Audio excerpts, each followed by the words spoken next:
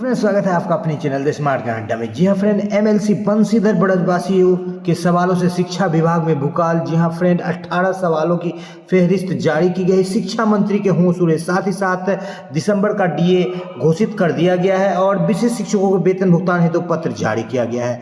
तो कई महत्वपूर्ण हलचलों के साथ चलेंगे अगले स्लाइड पर और देखेंगे क्या कुछ बातें निकल रही है, क्या कुछ ऐसे सवाल पूछे गए हैं जो कि विधानसभा सत्र में पूछे जाएंगे विधान परिषद में, जिससे शिक्षा विभाग में सवालों को देखते के ही साथ ही भूचाल आ गया है, भूकंप आ गया है और दिसंबर का डीए भी घोषित हुआ है और विशेष शिक्षक जो वेतन के तंगी से गुजर रहे थे उनके लिए एक वेतन भुगतान का रास्ता खोजा गया है, उनका वेतन भुगतान कर दिया जाएगा। तो चलेंगे अगले स्लाइड पर और देख लेंगे किन किन क्या कुछ खबरें निकल करके आ रही है। जी हाँ फ्रेंड, एकमात्र गुजारिश, वीडियो को लाइक कर दे, चैनल पर नए हैं या अब तक सब्सक्राइब नहीं किया है तो सब्सक्राइब कर ले। जी हाँ फ्रेंड, द स्मार्ट का अड्डा आपका अपना चैनल है साथी जो आपके उज्जवल भविष्य की कामना करता है। तो ले लेते हैं पहले स्लाइड को और देख लेते हैं क्या कुछ बातें निकल करके आ रही है। तो सबसे पहले जो है वेतन भुगतान से संबंधित बात यहाँ पर देख लेते हैं। विशेष शिक्षकों के वेतन भुगतान है तो अग्रेतर कार्रवाई करने के संबंध में निदेशक प्राथमिक शिक्षा के द्वारा ये पत्र दिया गया है सभी जिला शिक्षा पदाधिकारी को। और इसमें जो बड़ी बात कही गई है, प्राण नंबर जनरेशन हो रहा है जिसमें कि दिक्कत होगी और ये वित्तीय वर्ष भी निकल रहा है, तो इस हेतु जो वेतन भुगतान करने की बात कही गई है, तो ये जो महत्वपूर्ण बातें यहाँ से निकल करके आ रही है आपको दिखा देते हैं। उपरोक्त परिप्रेक्ष्य में यह निर्णय लिया जाता है कि तत्काल विशेष शिक्षकों को बिहार विद्यालय विशेष शिक्षक नियमावली 2023 में यथा निर्धारित मूल वेतन के आधार पर वेतन भुगतान अविलंब प्रारंभ किया जाए। वेतन निर्धारण की अनुवर्ती कार्रवाई करते हुए बकाया राशि का भुगतान कालांतर में किया जाएगा। तो क्या है, 1 to 5 के लिए 25,000 का मूल वेतन पर भुगतान कर दिया जाएगा, चाहे आपका 31,000 बने 32,000 बने, उससे कोई लेना देना नहीं है। 6 to 8 को 28,000 कर दिया जाएगा, 28,000 के मूल वेतन पर भुगतान, 9-10 को 31,000 और 11-12 को 32,000। इसी तरह से जो है वेतन का भुगतान कर दिया जाएगा, सभी शिक्षकों का वेतन का भुगतान कर दिया जाएगा। और बाद में जो प्राण जनरेशन के बाद जो वेतन भुगतान की प्रक्रिया होगी, जो बकाया राशि होगा उसका एरियर के रूप में भुगतान किया जाएगा। तो ये एक शिक्षा विभाग के द्वारा ये एक तरीका निकाला गया है, एक समस्या का समाधान निकाला गया है। अब देखिए कि बंशीधर ब्रजवासी जो है विधान परिषद में जो आगामी 28 फरवरी से जो बैठक हो रही है उसमें कई बिंदुओं पर प्रश्न पूछे और इन प्रश्नों को देख करके शिक्षा विभाग में बिल्कुल भूचाल आ गया है और शिक्षा मंत्री जो है बिल्कुल इन सवालों का जवाब ढूंढ रहे हैं और वो बिल्कुल होश उनका उड़ गया है। तो क्या कुछ ये सारे सवाल हैं, इनको देख लेते हैं और मुख्य बिंदुओं को। कई शिक्षक कार्यरत है, स्थानांतरण का इंतजार कर रहे हैं। लगातार कई वर्षों से बार बार जो है नियमावली बनाया जा रहा है और दो बार ई शिक्षा कोष एक पर जो है शिक्षकों से मांगा गया है, लेकिन अभी भी 1,90,000 शिक्षकों में से मात्र 35 शिक्षकों का ट्रांसफर किया गया है। यानी कि अन्य शिक्षकों का ट्रांसफर आप कब कर रहे हैं इस बाबत बताइए।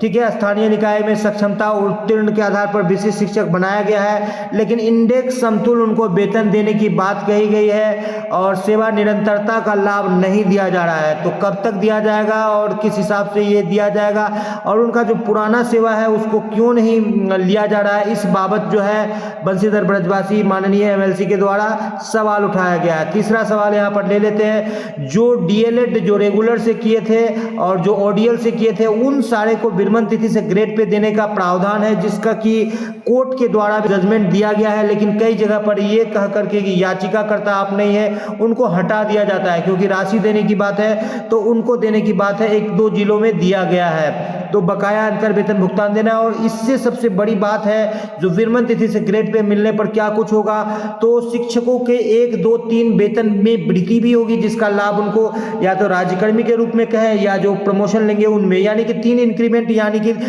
3,000 मूल वेतन में लगभग वृद्धि होगी और 4 से 5,000 सैलरी में वृद्धि हो जाएगी और एरियर भी बड़ा मिलेगा। तो ये विरमण तिथि से ग्रेड पे का मुद्दा को उठाया गया है। नेक्स्ट मुद्दा को ले लेते हैं, नीतिगत निर्णय लेने के आयोग में प्रधान शिक्षकों के पद पर नियुक्ति की गई है और यहाँ पर देखिए 21,200 से 290 से 25,000 किया गया है। वहीं पर जो है 23,000 से लगभग 23,650 से 32,000 किया गया है +2 वाले शिक्षकों को।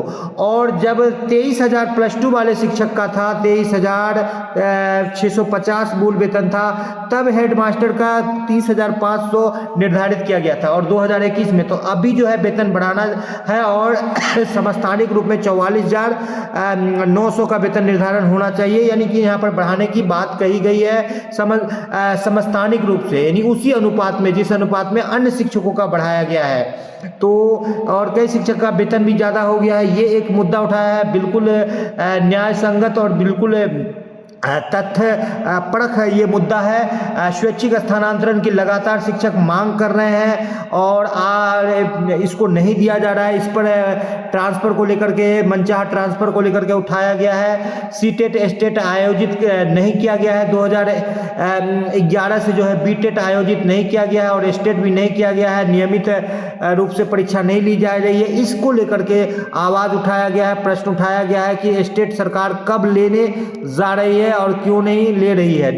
जी हाँ फ्रेंड, यहाँ पर बता दें कि मातृत्व अवकाश, चिकित्सा अवकाश, महंगाई भत्ता, दक्षता परीक्षा उत्तीर्ण वेतन वृद्धि, प्रशिक्षण प्राप्त आधारित वेतन वृद्धि सहित अन्य वेतन अंतर राशि का जो है भुगतान लंबित है और इसको नहीं दिया जा रहा है। कई जिलों में कमीशन के लिए जो है जो वेतन विभाग के लोग हैं, जो क्लर्क है, वो अटका करके रखते हैं, अकाउंटेंट अटका करके रखते हैं। तो इस बाबत जो प्रश्न पूछा गया है कि कब तक जो है बिल्कुल क्लियरेंस किया जाएगा कि कोई बकाया नहीं बचा है और कब तक शिक्षकों को भुगतान किया जाएगा। और यहाँ पर विशिष्ट शिक्षकों में जो है प्राण को लेकर के जो है प्राण निर्धारण वेतन नहीं किया जा रहा है, तो कब तक भुगतान किया जाएगा। तो इस बाबत जो है अभी ही एक पत्र निकला है जिसमें जो न्यूनतम वेतन है जिस कोटि के शिक्षक है उसको लेकर के भुगतान करना है, 25,000, 28,000, 31,000, 32,000 लेकर के। और यहाँ पर सक्षमता परीक्षा विशिष्ट शिक्षकों का योगदान कराया जा रहा है और फिटमेंट मैट्रिक्स के अनुसार उनको वेतन देने की बात कही जा रही है। यहाँ पर ये प्रश्न ले लेते हैं, माध्यमिक उच्चतर माध्यमिक में स्थानीय निकाय की पदोन्नति एवं कालबद्ध प्रोन्नति का प्रावधान किया गया है। तो प्रोन्नति को लेकर के जो है यहाँ पर सवाल उठाया गया है कि जब कोर्ट के द्वारा दिया गया, फिर अवमानना बाद भी दर्ज किया गया, उसकी भी अवमानना की जा रही है, यानी कि पटना हाईकोर्ट की बात को नहीं माना जा रहा है। 1742 यानी कि प्रोन्नति आप क्यों नहीं दे रहे हैं। सभी शिक्षकों को प्रोन्नति का अधिकार है, कालबद्ध प्रोन्नति रहे। ये नियमावली 2020 के अनुसार, 2012 के अनुसार, चाहे 1 to 5 के शिक्षक हो, 6 to 8, 9, 10 या 11, 12 सभी शिक्षकों को प्रोन्नति का हक है और कोर्ट का जजमेंट है तो आप प्रोन्नति दीजिए। मृत आश्रितों को सहायक विद्यालय परिचारी अनुकंपा पर जो है बहाली करने का नियम है, प्रावधान है। तो इस बाबत जो है अब तक आप बहाली क्यों नहीं कर रहे हैं। शिक्षक दर दर की ठोकरें खा रहे हैं, उसके आश्रित जो मृत हो गए हैं, इसलिए उनको जल्द से जल्द जो भी उनका युक्ति संगत न्याय संगत पद है उस पर दीजिए। क्या यह सही है कि HRMS पोर्टल राज्यकर्मियों के लिए प्रचलित वेतनमान को ही सपोर्ट करता है और विद्यालय अध्यापकों के लिए निर्धारित कृत्रिम वेतनमान को सपोर्ट नहीं करता। एक बड़ी बात को यहाँ पर उठाया गया, जिस कारण वार्षिक वेतन वृद्धि और महंगाई भत्ता वृद्धि आधारित राज्यकर्मियों का भुगतान समय शुरू हो जाता है, किंतु विद्यालय अध्यापकों की वार्षिक वेतन वृद्धि और महंगाई भत्ता आधारित भुगतान नहीं हो पा रहा है। तो यहाँ पर जो HRMS, क्योंकि यहाँ पर सरकार ने मनगढ़ंत एक स्लैब बनाया है, इसलिए बात को लेकर के भी आवाज़ उठाया गया है और भविष्य में यहाँ पर सुधार। तो इस बाबत जो भी लिखाया गया है कि जो अध्यापक है, विद्यालय अध्यापक है या जो विशिष्ट शिक्षक है, उनका वेतन खुद ब खुद जो है अपडेट नहीं हो रहा है। तो इस बाबत क्योंकि मनगढ़ंत स्लैब दिया गया है, तो क्या कुछ सुधार सरकार करना चाहती है या HRMS में किस तरह से उसको डालेगी। अप्रशिक्षित बते हुए सेवा का आदेश दिया गया था कि सेवा मुक्त करने का आदेश विभाग द्वारा दिया गया था अप्रशिक्षित शिक्षकों को, लेकिन कोर्ट के द्वारा उसको रोका गया है। तो उनको जो है वेतन भुगतान नहीं किया जा रहा है कई जिलों में, तो उनको वेतन भुगतान किया जाए। जब कोर्ट के द्वारा उनको जजमेंट दिया गया तो यहाँ पर अप्रशिक्षित शिक्षकों के लिए भी बिल्कुल सटीक और सकारात्मक आवाज़ उठाई गई है कि उनको भी वेतन भुगतान किया जाए। शारीरिक शिक्षकों को 8,000 मानदेय दिया गया है, जो कि बिल्कुल कम है और शारीरिक शिक्षकों को राज्यकर्मी का दर्जा देते हुए उनको जो है जो अन्य सामान्य शिक्षक है उनके समान वेतन देने की बात यहाँ पर उठाई गई है बंशीधर ब्रजवासी जी के द्वारा। माननीय 2011 में नीतिगत आलोक में नियुक्त प्रधान शिक्षकों पर जो प्रधान शिक्षकों का प्रक्रियाधीन है और उसका वेतन वृद्धि को लेकर के इस बाबत आवाज़ उठाया गया है। आपको बताते चले, सक्षमता 2 चरणों में हो चुकी है और शिक्षकों का कोई विषयगत कोई कोटि इसके बावजूद परीक्षा के लिए चुने गए विषय के आधार पर विषयगत कोटि भी परिणाम पत्रक पर प्रदर्शित कर दिया गया है और इन्हीं कारणों से काउंसलिंग के दौरान उन्हें डाउटफुल कर दिया गया है। यानी विभाग की गलती का खामियाजा शिक्षक भुगत रहे हैं, इस बाबत भी सवाल लिया गया है। और यहाँ पर देख लेते हैं राज्य ई शिक्षा को के माध्यम से जो है विभाग जो है हाजिरी ले रही है। नेटवर्क की समस्या या कोई डाटा का सरकार खर्च भी नहीं देती है, नेटवर्क की समस्या रहती है, कई बार उपस्थित रहने के बाद भी अनुपस्थित रह जाता है। तो इस तरह से अर्जित अवकाश वगैरह भी सरकार नहीं दे रही है जो कि देना चाहिए। आकस्मिक अवकाश लेने का भी दिक्कत है। क्षतिपूर्ति अवकाश को भी समाप्त वहाँ पर ई शिक्षा कोष ऐप में नहीं दिया गया है। तो इस बाबत जो है क्या कुछ कार्रवाई की जा रही है और कई बार दंडात्मक कार्रवाई भी की जाती है उपस्थित शिक्षक रहने के बावजूद भी, क्योंकि ई शिक्षा कोष ऐप के अनुसार कहीं कहीं पर चिट्ठी निकाल दिया जाता है कि उनका वेतन भुगतान किया जाए। तो ये चीज़ को कब तक सरकार खत्म करती है ई शिक्षा कोष ऐप पर जो ये ई शिक्षा कोष ऐप पर जो हाजिरी बनाए, इस बाबत जो है सवाल उठाया गया है। यहाँ पर बात कर लेते हैं वेतन निर्धारण में पुस्तकालय का मूल वेतन या किसी भी शिक्षक का अपने कनीय से कम यदि है तो उसका बढ़ाना है, लेकिन जो सेवाकालीन शिक्षक है, सेवा पूर्व शिक्षक, उनका वेतन कम है तो उनका विसंगति को अब तक दूर नहीं किया गया है। कब किया जाएगा? यही बात जो है प्रधान शिक्षकों में भी आएगी और सक्षमता पात्र शिक्षकों में भी।